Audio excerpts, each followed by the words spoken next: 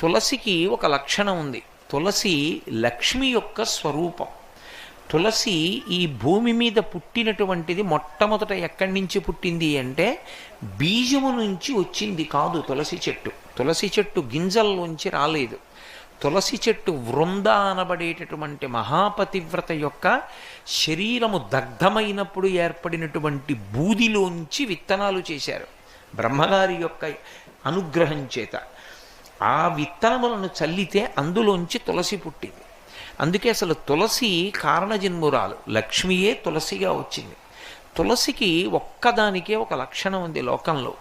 తులసి సమస్త పాపములను హరిస్తుంది. ఎందుచేత హరిస్తుంది అంటే దాని గురించి పురాణంలో ఒక మాట ఉంది.